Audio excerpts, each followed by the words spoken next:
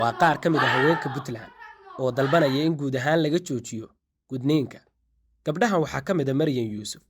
oo ah hooyo da'yar oo weli u jiraban gudniinkii ay martay iyadoo 5 jir ah. Waxay weli la daalaadhacaysaa saameyntiisa. Waa wixii ugu adkaa ee ay nolosheeda marto. Waxaan la kulmay dhibaatooyin badan inta aan yaraa. Waxaa ka mid ahayd xanuun iga soo gaaray aan ka socon waayay. Markaan ka soo gudbay stage-ka yaraantayda waxaan gaaray waqtigii aan period-ka ama dhiigga heli lahaa. Waxaan kala kulmay dhibaatooyin badan. Waqtiga dhiigga igu dhaco 3 beri 4 beri ayaan xanaan jiray qof xanuunsan oo jiifa. Waqtiga intaa leeg markaan soo dhaafay waxaan gaaray waqtigii guurkayga. Haddaan guursaday waxaan la kulmay dhibaatooyin badan oo tii hore iga badanayd. Maryan looma sheegin in gudniinka ay ka dhaxli karto xanuuno badan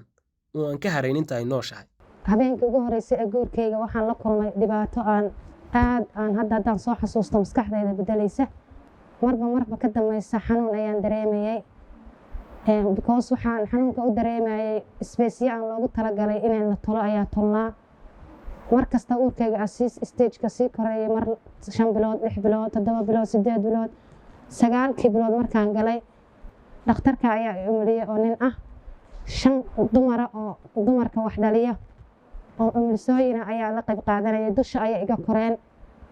2 saac subaxnimo aan dhalay waxaan soo miirsaday 6 saac oo duhurnimo. Dhibaatada intaa leeg waxa ay geystay gudniinka fircooniga ah. Ilmahaas markii aan waqti aan iska roonaaday isu tacaalay aan dhaqaatiir badan iyo la kulmay. Waxaan yeeshay uurkaygii labaad ilmahaygii labaad sidii si lamid ah ayaa noqday. Gudniinka gabdhaha oo afka qalaad magaciisa lagu soo gaabiyo FGM waa caado dhaqameed sii dabar go'aysa. Sanad kasta waxa la gudaa ku dhawaad 200 oo milyan oo gabdhood caalamkooda. Sida ay sheegtay hay'adda qaramada midoobay u qaabilsan arrimaha haweenku xustay in 98% la gudo gabdhaha Soomaaliyeed wuxuu sababaa dhibaatooyin dhinaca jirka iyo maskaxdaba ah kuwa oo saameyn ku yeelan kara aayaha dambe ee haweeneyda. Waa xadgudub ka dhana xuquuqda aadanaha oo keena dhimasho iyo masiibo la soconaysa gabadha nolosheeda oo idil. In la wada xayuubiyo xubnihii taranka ee dibadda ee dumarku lahaa taasoo ka qayb qaaday Ilaahay subxaanahu wa tacaala uu ku qurxiyay. Marka qurxintii uu qurxiyay in qurxin kale lagu sameeyo waxay keenaysaa wax walba complicated-keeda iyo dhibaatadeeda. Dr. Xabiiba Nuux Ismaaciil waxay in ka badan 30 sano ka shaqaynaysaa caafimaadka bulshada. Sidaan ognahay kaadi mareenku wuxuu ku jiraa iridka kaadi mareenku uu ka baxo wuxuu ku jiraa xubnaha taranka dibadda. Haddii lagu xiro marka kaadidii waxay soo maraysaa meeshii hoosta xirnayda hoosteeda. dabcan wixii haraadiyana waxay dib ugu noqonayaan jidka dhaleenka. Hadhow marka waxaa dhici karta gabadhaasi markii ay kacdo ama kaadi kala dana ka timaado waxaa dhici karta xanuunadan maxaa la dhahaa infectionadan badan ee la daaweyn la yahay badanaaba inay sabab u tahay kaadidaas meeshaas dib ugu noqonayso. Dhibka ugu weyn oo ay gabadha yar tahay ay la kulanto number 1 marka ugu horeyso la qalayo way. Waayo waxay maraysaa gabadhu qalliinka koowaad oo ah marka la gudo, qalliinka labaad oo ah marka la guursado, qalliinka saddexaad oo ah markay dhalayso. Marka saddexda qalliin inay marto waxaa sababaya gudniinka oo mentally depression gabadha ku dhici kara oo maskaxiyan ayaa dhibaato u soo gaartay. Mar labaadna waxaa soo gaaraya maskaxiyan markaas dadkuna waxay leeyihiin maxaa la aamusi karaa waa wax xanuun miiran. Waxaa dhici karta in kaadi haysti dhaawac ka gaaro oo kaadi haysti isku furanto. Waxaa dhici karta in dabadii furanto. Waxaa dhici karta ilmihii inuu kafka kaga dhinto. Waxaa dhici karta in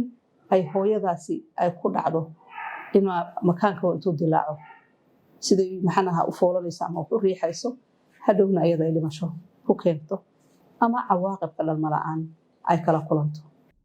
Dr. Xabiiba waxay tilmaamaysaa in kastoo FGM-ka sharciyo iyo wacyigelin ay ka samaysay dowladda Puntland in kolkan loo baahan yahay in guud ahaan meesha laga saaro gudniinka maadaama oo gabdhaha ay weli ku socoto dhibaatayntu. Waxaa hadda la yiraahday waxa loo kala qaybiyay taybab ama tayb ha loo qaybsho booliyaada sunna kabiir iyo sunna saqiir iyo fircoon. Xaqiiqatan hadda fircoon waxaad moodaa meel yar inuu ku haray sida wada manaasida waxaad moodaa hadda baryahan dambe sidii wacyigelinta loo sameynay inuu haray laakiin still mutilation ma harin jarid ma harin marka waxa weeye wixii xubintiina gabadhii faa'iiday u tahay oo waxay u daboolaysaa waa albaab guri aan albaab lahayn qof aan bushima lahayn iridkiisa soo shaqaynaya ma shaqayn karo waa foolxumo gabar aan laga jaray intaa gudahana waa foolxumo taasina waxay ku dhacday gabdho badan iyagoo wali la guursan xitaa guurkiisa wax u guursadaan garan waayay war wax la jaro oo aan faa'iido lahayn meesha kuma yaal wax la jarayo oo jirku uusan u baahnayn haddii ay jirto wax aan jirku u baahnayn sida ragga lagu waajibin lahaa gudniinka marka anigu waxaan dhihi lahaa wax faa'iido ah oo inoogu jira ma jirto si kastoo ay isugu dayday inay la tacaasho oo dhakhaatiir gudaha iyo bannaankaba u tagtay Maryan waxaa loo sheegay in dhibta gudniinka aysan lahayn ka dabatag iska dayn hore mooye waxaan aaday dhakhtar ku yaala xamar dhakhtarkii wuxuu yiri waxba lagama qaban karo intaa kadib dawooyin buu ii soo qoray iska qalajiyaal ah waa iska soo noqday wadanka ku soo noqday 5 sano anoona dhalin ayaan ilmihii saddexaad uurkiisa yeeshay 5 sano waxaan ka baqaayay inaan uur yeesho oo aan xanuunkii aan hadda qabay aan dareemo muddo anaa ka laalaabanayay wadan ka maqnaado maraan irbadis gasho maraan xoogaa laalaab baan galay 5 sano kadib waxaan yeesho uur xoogaa stageka marba mar ka dambaysa waxaan sii dareemay xanuun ka sii badan baan dareemayay waxaan leeyahay gabdhaha Soomaaliyeed oo dhan bay dhibaatadaas haysataa ujeedooyin dhaqan diin iyo fikrado khaldan oo laga qabo mustaqbalka inanta ayaa sababay jarjaridan iyo jirribadan joogtada noqotay ha yeeshee diinteena sooban marna ma banayn dhib oo dhan sida isku waafaqeen culimada Soomaalida iyo kuwa Islaamkaba rasuulku sallallahu alayhi wasallam loo hogaaso xadiiska la barara wala biraar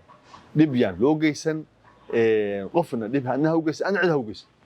وفجيركيسا هدي حتى لو لفهم لها أما لو قابسن لها قدينك هذا يعني مشروع هو قنجور فدا وحوي هلا أنا تمرك ضلك تال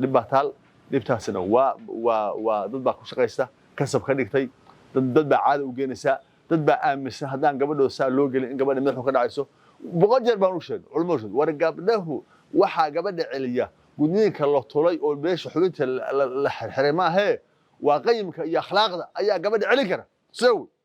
إمسا معلومة الأركاد قبل سكر ستلو ما يسي هذا محل ليه يعني حلو شيء أما نبكي أما مارتي المنوع عسل لسه أنا توقيت دقينا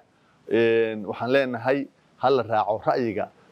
كصوب حدبجا دبتها وسونا دي وساردوه هنا هذا وسارد عدالة أكون محسنت هاي المنستر هرتك وسارد عافماتك وفومك هوينك أرمها صوب برتنا الإسليين يا علماء أريتها وين المال سارة باولين هاي دركنا أبرر وسال قاعدة وحي نبى والجوجة ينتهي ما هو وفك جير كيس حمايسة ما أقوله إن در لوجس مركب جنين كان دركها ودبتها والجوجين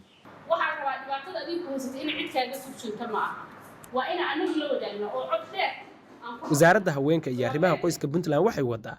dadaalo ka hortag ka dabatag wacyigelin iyo daryeelidda hablaha la dhibaataysan gudniinka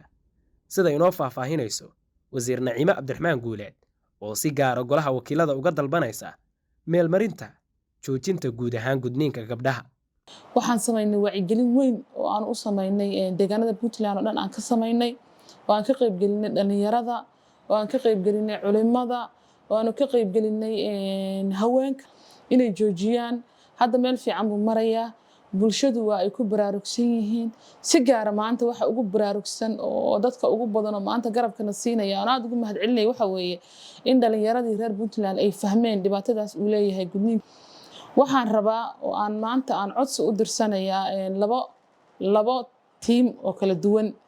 teamka koowaad horta waxa weeye culimada reer Puntland waxaan ka codsanayaa inay nagu garab istaagaan 66 xildhibaan oo fadhiya golaha baarlamaanka Puntland xeerkaas horena waa loogu geeyay waa la isku khilaafay in waxaan rabaa sanadkan ay ka tagaan legacy la xasuusto lagu farxo aan la ilaawin haweenka reer Puntland aysan ku ilaawin shaqo ay qabtaan tii ugu fiicnayd oo ugu muhiimsanayd bay noqonaysaa dumar badan oo si gaar ah xaaladooda ay uga warhayso wasaaradda haweenka ayaa la dhiban gudniinka xilligan. example markaan soo qaadano heer hadda waxa la maraya gabdhaha caloosha la jeexo ilmaha laga soo saaro taasna waxa keenaya gudniinka waxa kaloo dhacday infekshanno tiro badan inay soo baxeen oo waxyeelooyin gabdhaha maaha u geysanaya waxaanu sameynay seminaaro waxaanu sameynay tababaro kala duwan oo culimadu ka qayb qaadatay oo ay ka qayb qaateen dhakhaatiirta ay ka qayb qaateen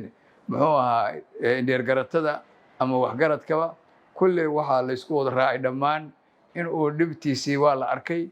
waxaa la isku raacay sidii looga bixi lahaa in laga tashado waxaana looga bixi karaa oon mar labaad ku celinayaa iyadoo sharciyad loo helo in badan bayna Puntland arrintan ka soo shaqaynaysay madaxdana dowladda oo madaxweynuhu ugu horreeyana waa ku ammaanayaa. Dowladda Puntland waxay hore u joojisay gudniinka fircooniga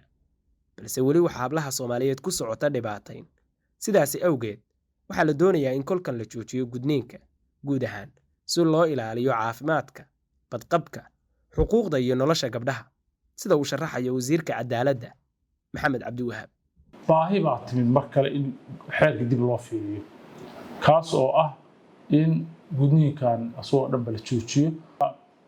dowladda Puntland hay'adaheeda kala duwan iyo bulshada rayidka iyo cid kasta oo iyo dhakhaatiirta waxaan muddo laga doodayay sidii loo jooji lahaa gudniinkaas gabdhaha caafimaadkooda iyo jirkooda wax u dhimahaya. marka hadda waxaa la rabaa golayaasha dowladda iyo dadka reer Puntland in iska kaashadaan sidii gudniinkaas xadgudubka ku ah gabdhaheena caafimaadkooda iyo jirkooda iyo maskaxdooda wax u dhimahaya si lagu jooji lahaa laguna ilaalin lahaa caafimaadka iyo jiritaanka gabdhaha Soomaaliyeed. Mas'uuliyiinta dowladda oo kaliya ma dalbanayaan in la joojiyo gudniinka gabdhaha balse sidoo kale indheergaradka bulshada ayaa boorinaya badbaadada bilcaanta. gudniinka culus ee gabdhaha lagu sameeyo kaas oo waxyeelo badan ka soo gaadhay gabdhaha wacyigelin badan laga sameeyey hooyooyin badan u dhiig baxeen u dhinteen laguna takrifalo qaabka gabdhahaas loo gudahayo sidaas daraaddeed maadaama ay ka soo shaqeeyeen dumar badan culimo badan ay wacyigelinta ka sameeyeen wasaaradda haweenku ay aad uga shaqaysay tan iyo ayaantii anigu aan wasiirka ka ahaa waxaan soo jeedinayaa oo baarlamaanka Puntland ka codsanayaa in gudniinkaas culus oo lagu tacadiyo gabdhaha si aan dhibaato ugu imaan in ay baarlamaanku ansixiyaan biilkaas loo soo gudbiyey oo ku saabsan gudniinka. Hay'adda Caafimaadka Adduunka ee Qaramada Midoobay waxay ku qeexday gudniinka fal lagu dhaawacayo xubnaha taranka haweenka. Badanaa gabdhaha waxa la gudaa iyagoo aan raalli ka ahayn oo da'yar. Khubarada caafimaadkuna waxay falkaas u arkaan tacaddi ka dhana xuquuqda dumarka. Aniga kala joodintaydu waxay tahay anigu runtii waxaan aaminsanahay aabuhu inuusan mas'uul ka ahayn gabadha in la gudo laakiin mas'uuliyaddu waa hooyada waxa rabana waa hooyada. marka hooyooyinku iyadu dhibkay soo martay inay gabadheedana la marto ay gabadheeduna marto waa argudashadaasna la iska dhaafo. mar walba waxaa lagu doodaa markii xeerkan FGM-ka la soo qaado ama ay wasaaradda haweenku ay ka bahadashaba waa loo soo dhiibay qolyahaas westernka abaa u soo dhiibay hal iska celiyo baa la dhahaa. anigu waxaan dhihi lahaa arrin hay'ada noo soo dhiibeen ama qolo ay leedahay barnaamijka fuliya oo ka fuliya Puntland ma ahan oo waxa naga haween ahaan naga go'an maadaama wasaaradda haweenku anigu aan wasiiru ahay ee tiimka ila shaqeynaya kaliya wax ma qabteen gacmo wada jir wax ku gooyaan annaga ayaa ku fakarnay hawshan sidii wasiirada ugu horeeyay ay hawshan uga shaqeeyeen qofba maalin meel u keenay baa maanta aniga iyo tiimkayga wasaaraddu waxaan ku fakarnay in hawsha aanu soo dhamayno oo xeerka la ansixiyo. marka waxaan ka codsanayaa baarlamaanka iyo golayaasha kale ee dowladda in sharcigaas iyo xeerka la meel mariyo culimaduna doorkooda ay ka qaataan wax kasta oo ka hor imaanaya shariicada islaamka iyo diinteena suubana